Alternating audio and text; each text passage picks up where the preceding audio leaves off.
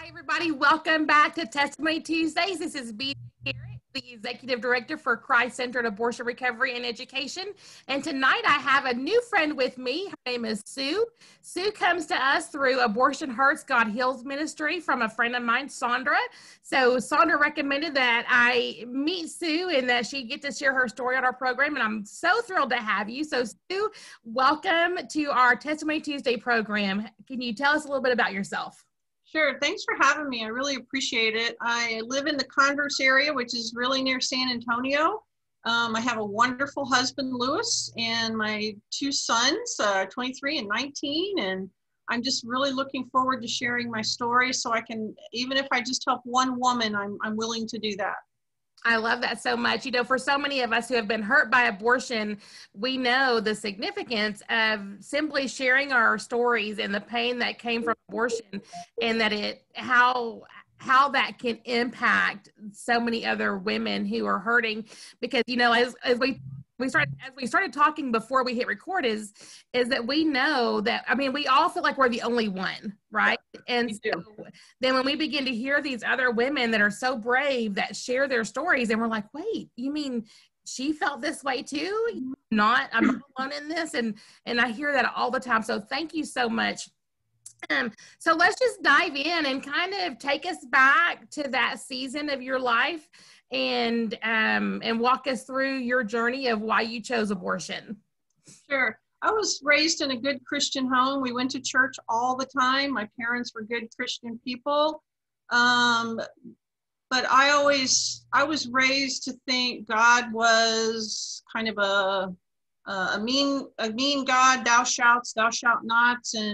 And I thought I had to be a good girl all the time. And my dad and I had a really close relationship, but he never really could show me that love. So I think some of that was why whenever I got involved with my first boyfriend, I felt like I had to be a people pleaser.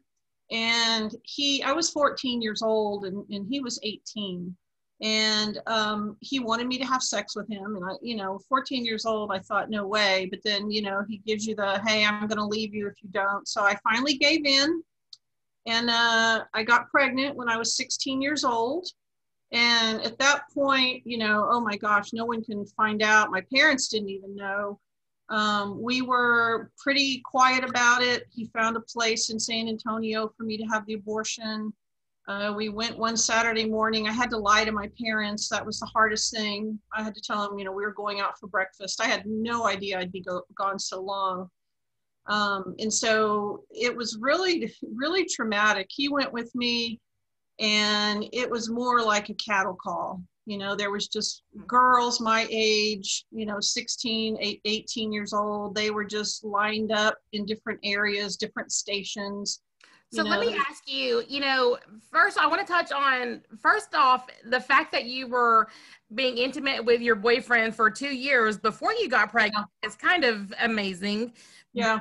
Then, here you are, you're 16, you're pregnant. That is so young. And I mean, it's not legal in any state to do anything at 16, yet here you are in San Antonio, Texas, and you're able to go in and abort your child. So tell me, when you did that, did they question your age? Did they care that you were only 16? No, they didn't. The only thing that one of the nurses asked me was, can we tell your parents? And I look back now and I said, well, only tell my mom if something happens to me. And I just can't imagine if my daughter had gone in there like that, but I didn't feel like I could tell my parents because they would be so disappointed in me. But there was no issue with my age. It didn't matter. This was 40 years ago, and it really didn't matter at the time. And it was very traumatic, And my parents didn't find out till years later, And so it was a secret. A lot of times, girls and women, they keep it a secret and they just kind of stuff it down. And that was my problem. I come home, my mother's questioning me, where are you? Where did you go? And I had to keep lying. And it was really hard because I never lied to my parents, but you have to keep the lie up for so long. Yeah. that you get depressed. I started eating, you know, you just don't like yourself. You get more promiscuous because you feel like you have to do that.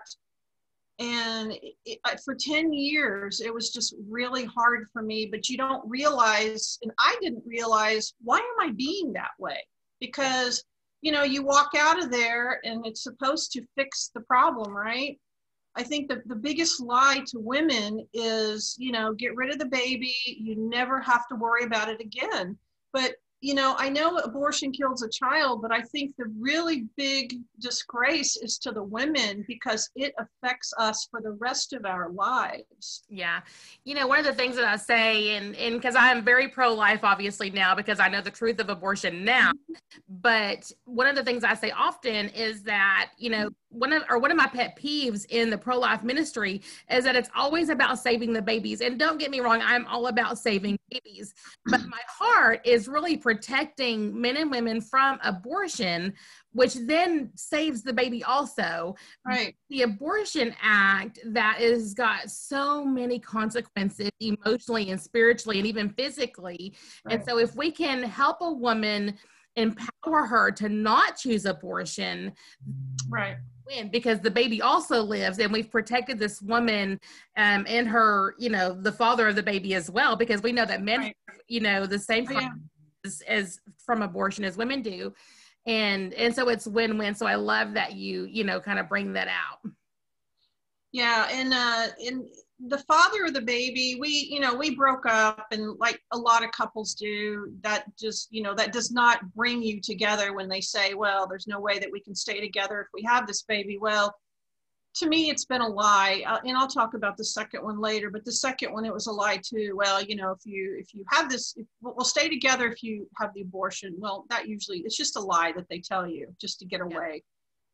They don't have to be fathers. But I ran across the baby's father, my first baby's father, about maybe 10 years later. And he told me he had regretted it for years because, you know, the child that he never had. So men, even if men are the reason that you have that abortion and they ask you to, they're still thinking about it, and it affects them a lot during the years. It does. Well, you know, and it's kind of one of those things is that no matter why you choose abortion, whether you're, you know, forced into it or forced into it, or that you're just super scared or selfish, whatever reason for choosing abortion, the consequences are the same. Yeah. So just because you may be in a very broken place and you choose abortion doesn't mean you get a pass on all of the emotional and spiritual consequences that come from it. And that is true for men. And often the case, men are the ones that are really pushing, I don't want you to have this baby, you know, whatever. But that's not always the case. Sometimes it's the man that's saying, please don't do this. Like, I want to be there for myself. But the woman, because it's her body, her choice, which I despise that saying, by the way, she has the legal right to end that life with or without his support. And so, absolutely. Okay, so after you had your first abortion, how long until you had the second abortion? It was about 16 years later. Oh wow, that's a significant. And yeah. your living children, is that in between your two abortions? No, it was, my living children are when I got married. I got married later in life, and it was after the two abortions. It was probably about 2.5 years I got married, and that's a wonderful story how I met my husband. But I swore to myself I would never do that again because it was so painful. And I had not been through any healing classes yet, but I had talked to my pastor several years later, and he was helping me through it. And I said, I will never do that again. But I ended up, my second real boyfriend, we were going to get married, and we were actually going to get married. And then I got pregnant, and oh my gosh, he was just so distraught because, oh, you know, my father's going to be so disappointed in me. And I found out on Mother's Day that I was pregnant, and I thought, you know, I'm scared, but we love each other. This is great. You know, I don't mind having this child. But, weeks later, he's pestering me, he's isolating me, not letting me listen to my sister. And, my sister was so mad at me and, telling her, just really upset with me. And I just had all of this going on. And he finally told me, he says, you're a Christian, God will forgive you. And I thought, wow, maybe that's my out. I'll make sure that I'll have this abortion for him. We'll stay together and God will forgive me, which is true, but you still have to face all the consequences. Right. So I went in the abortion clinic, and the guy went with me, and he sat and slept the whole time. That was just it really bothered me. But this is the time, it was about 27 years ago or so, and they were doing sonograms already. But the nurse, it was really interesting because the nurse was probably 8 or 9 months pregnant, and she was helping with abortions. And I just really couldn't understand how she could do that. But I was laying there and she was doing the sonogram, and she wouldn't let me see it though.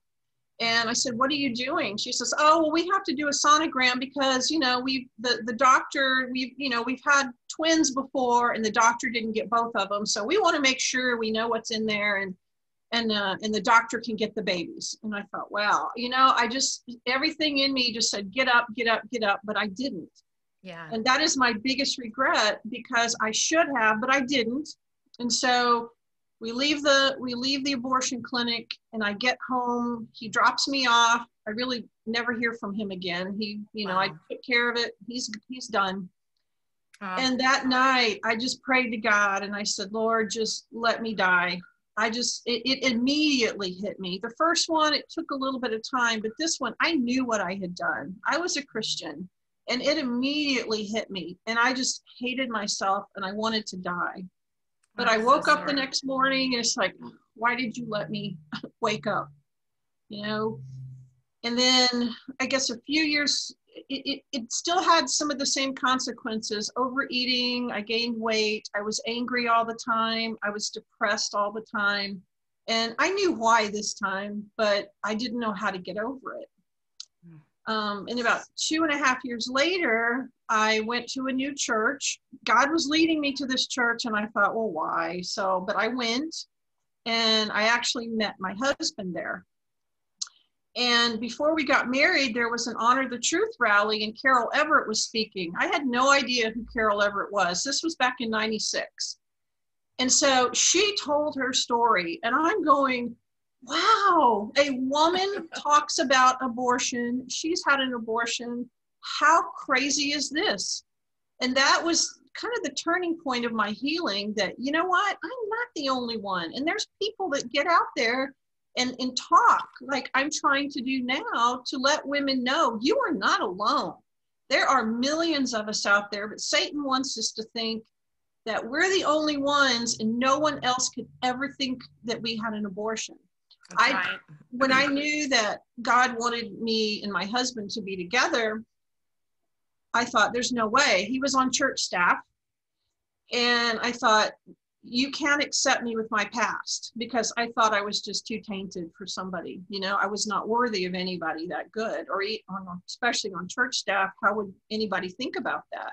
So we went out to Denny's, we were talking, and I laid out my whole life story from beginning to end, and he didn't say a word. He just cried. And I thought, wow, that is just amazing that he will accept me. And so he's been a real big part of my abortion recovery, and he helps our Abortion Hurts, God Heals. He plays the piano at some of our panel events. So he's a real big part of this, and he's very proud of me. And I ask him every once in a while, why do I deserve you? He says, well, God is really a good God. And I tell people that he was like Christ to me, because you can go and say, I've had an abortion, I've had 2 abortions, just forgive me, And my husband was acting like Christ. He was very Christ-like at that point. And that's what I really needed, somebody for acceptance, that's okay. It was really bad mistake, but you know what? God is good. And he will forgive you of anything that you have done. Nothing is too bad. I love that. So talk to me, or talk to the women that are watching tonight on this episode, kind of in that journey, in that 16-year span, and then afterwards, until you really started to get forgiveness and the healing from your abortions. What were some of those consequences and some of those post-abortion distress symptoms that you experienced personally? Well, as I said before, I was very angry. And anytime that I would see anything about, pro-life and things like that, I would get very angry. I didn't want to see it, and especially women who would, people who would go around the abortion clinics and stuff, it's like, well, we have this right to do this, because I was trying to justify what I had done, even though it was legal. I had to justify what I had done. And I overate a lot. I got very heavy. That's my drug of choice. So when I get depressed or I have issues, I eat. And of course, I get I get heavy, so then you get more depressed. And so, but that's my drug of choice, is food. And that was my biggest problem in learning to forgive myself. Going through Surrendering the Secret, you have to learn how to forgive everybody in the process, to include yourself. But that was very hard to do. Forgiveness is very hard. Yeah. You keep wanting to blame people, and then finally you have to realize I was part of that problem. Yeah. I mean, I think for me, for my first abortion, it was so, I don't want to say easy. It wasn't easy. It was wrong. It was displaced anger in her. Yeah. But it was it was like I blamed the father of the baby so completely, because I wanted the baby. And when I went through my first abortion recovery, it was like I had to own that I had a choice in that too. And yes, he did play a role in it, but I am the one that ultimately chose abortion. And then I also have had 2 abortions. And so by the time I got to my second abortion, it was such an easier choice, despite the fact that I recognized how the first abortion had hurt so bad. But I was so broken by the time that I had the second one that I didn't even consider any of that. And I want to just kind of go back. You touched on something that's also true to me, and I've never heard anybody else share this, but I hate it. I hate that it's your truth, that it's the truth, but it's also what happened to me is when I had my second abortion, just like you and your second abortion, I asked to see the ultrasound and I was told no. Yeah. And, so many people, we know I'm very pro ultrasound for women that are facing unplanned pregnancies, because we know that when a couple or a woman sees their unborn child alive in the womb, it is everything. And when you are robbed from that experience, when you specifically ask it, it's absolutely disgusting. And they knew, and I don't know if I would have gotten off of that abortion table at that day or not. I don't know if you would have either, Sue. Yeah. It might have changed everything had I been my child. Because I never didn't know it was a child, if that makes sense. Like, I wasn't one of the ones that thought it was a blob of tissue. I recognized it as a living child. So when they didn't show you the ultrasound, I mean, kind of, what did you think when she said no? I really wasn't thinking much, because I was there to please my boyfriend. And, looking back now, with clear vision, it's like I really should have gotten up and I should have fought for my child. Because when I was 16, and that way back 40 years ago, we didn't have all the data we have now, that when is a fetus form and all that kind of stuff, and when is it a child, and heartbeat and all that kind of stuff, right? So when I was 16, it was more, oh my gosh, I gotta take care of this, right? And it didn't mean as much to me until I was like almost 30 years old.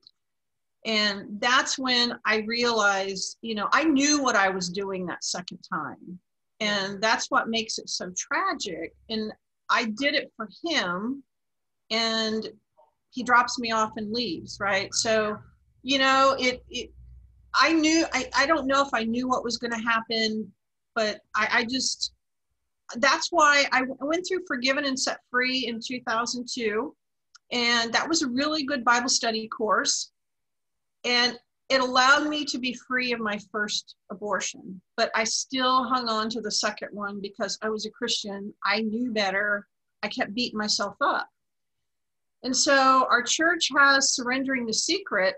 And that was, I took that, gosh, about 16 years into my marriage, you know? So my husband was dealing with all of this with me over the years.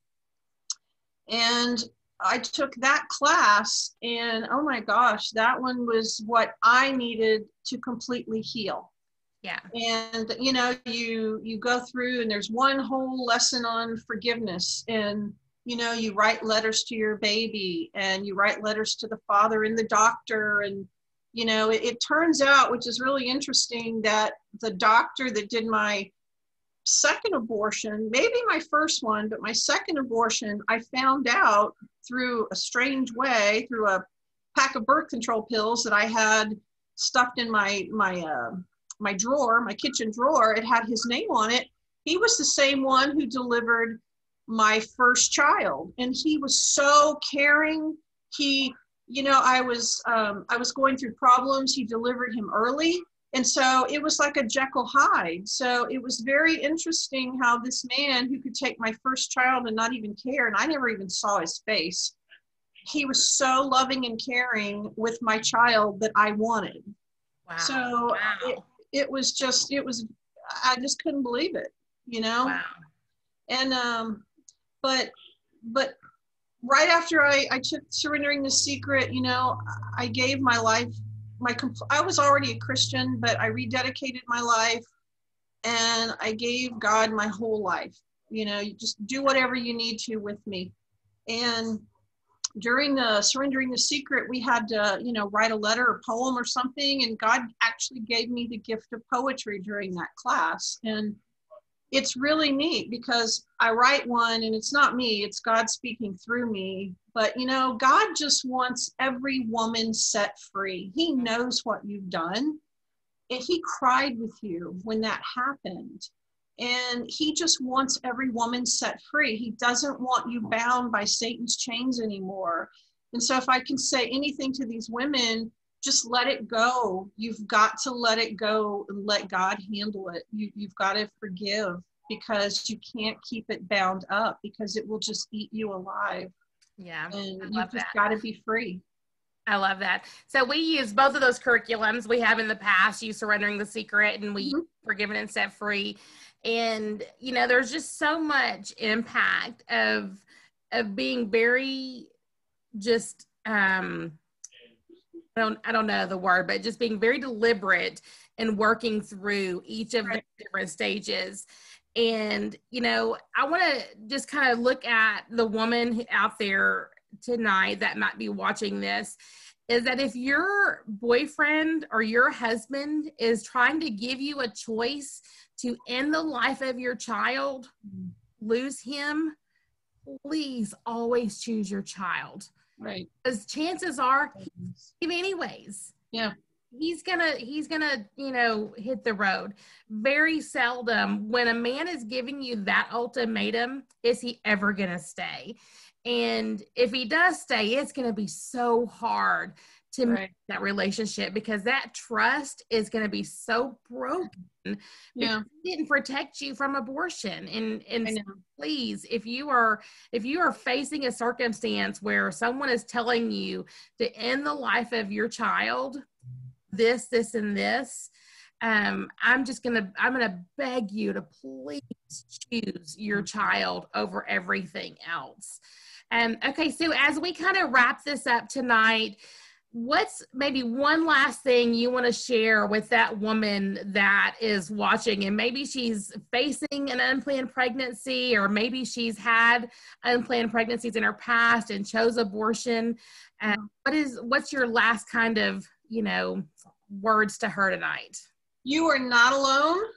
There are so many women out there like me, and I will help you. You can call me. BJ can give you my information. I will be glad to talk to you. You really have to think about the long-term effects. Abortion is not a quick fix. It's a lifetime of agony. And even if women say it's not, there's a lot of women out there that are angry that I could bet have had abortions that just have not dealt with it.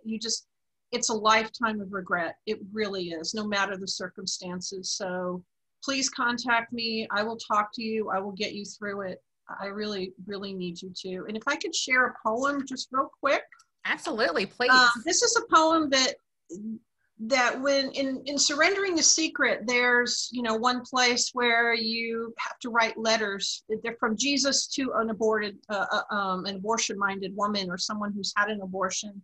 And this lady, Jenny, in our class, she wrote this letter, and God said, you've got to turn it into a poem. And I just love it. I was there that day you made the choice to follow false hope and not my voice. I watched and wept as you lay in fear and gave up the child I held so dear. I saw you pick up the bondage chains that shackled your life to Satan's pain. Darkness and numbness, his icy hand start shaping your life, not as God planned. The shame and regret, anger and fear engulfing your heart, there is no cheer. My daughter, listen, it's time the chains fall from your life and loose the pain. Forgiveness I give, there is no price. My cross has crushed his hand of ice. Walk from his darkness into my light. My soft, gentle voice will lead you right. Your beautiful scars will always be the proof that my light will shine through thee. Walk now in fullness, peace, joy, and love. I love you, my child. Sign Jesus above. Oh, I love that. Thank you, Sue. You're welcome. Do you mind? Will you email that to me? Sure. I can share it in the comments. I will. Airs on Tuesday night. That would be great. I will. Awesome. Well, hey, for all of you tuning in, I thank you so much for joining us. Like, share, comment. Let's have a dialogue and let's break the bondage of these chains caused by abortion, and let's get the help out there to those that need it. We would love to have you go through our program. We have all kinds of options today. We have virtual groups, one-on-one, in-person, 3-day, recovery weekends, or even, it doesn't have to be a weekend anymore. It can just be 3 consecutive days. So please, please contact us. And I just close this out, and I want you to know, and no matter what has been done to you, no matter what you've done to yourself, there is always hope and healing in Jesus Christ. So thank you so much. Tune in next week, same time, and we will, just continue talking about abortion and the truth of abortion. God bless you all.